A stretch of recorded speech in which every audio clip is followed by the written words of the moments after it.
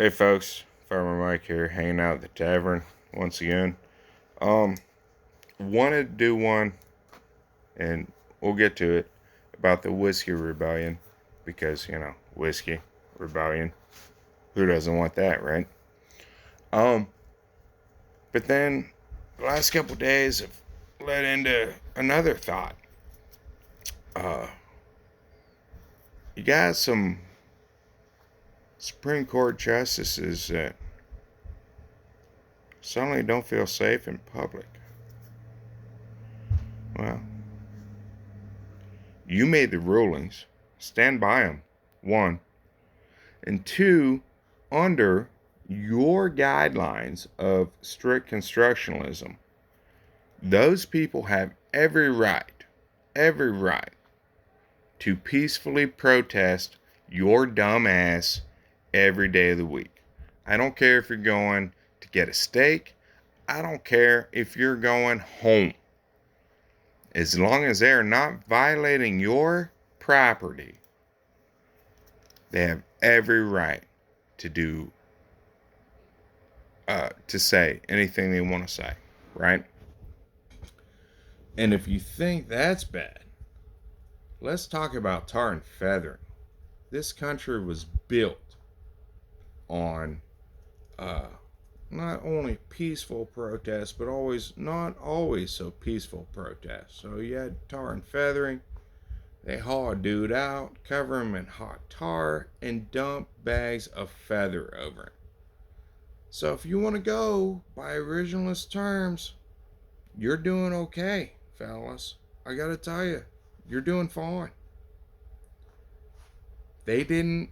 They stood outside of a steak restaurant and didn't let you in, Kavanaugh. I'm sorry. Whine and cry to somebody that gives a damn. Because nobody really cares.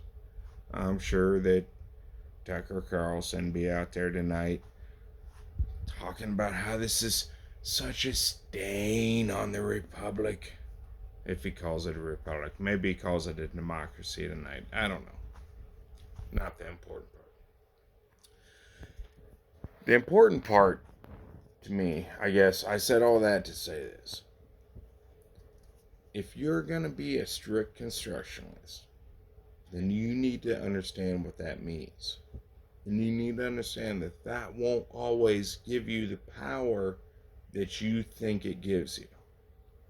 We can look at the history of the Supreme Court, and we can look at how they had to ride the circuit,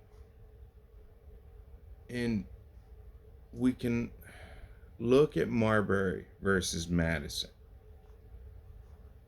And if we look at that under strict constructionist views, you will lose all your frickin' power.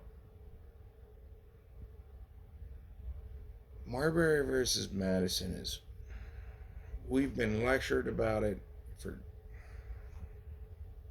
30, 40, 50 years about how the Supreme Court really doesn't have the right to judge, I guess, the constitutionality of different laws, because once it's passed by Congress, it should be constitutional.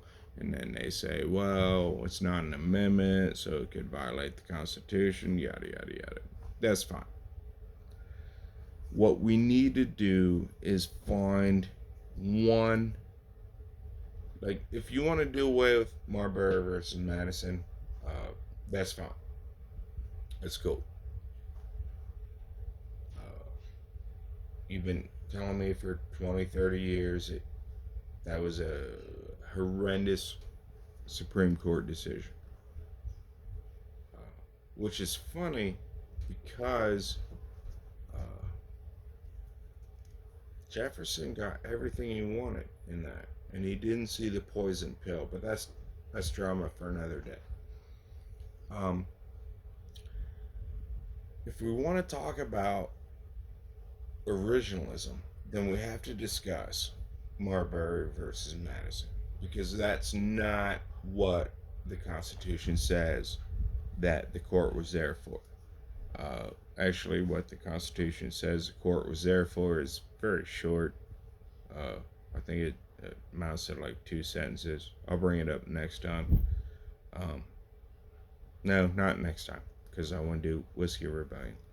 Um, but anyway, it does strike me as odd that uh, strict constructionists are suddenly having an issue with amendments. And they think some amendments should have regulations, and other amendments should not have uh, regulation. So next time we'll talk about regulation of amendments. No, not next time. I want to do Whiskey Rebellion.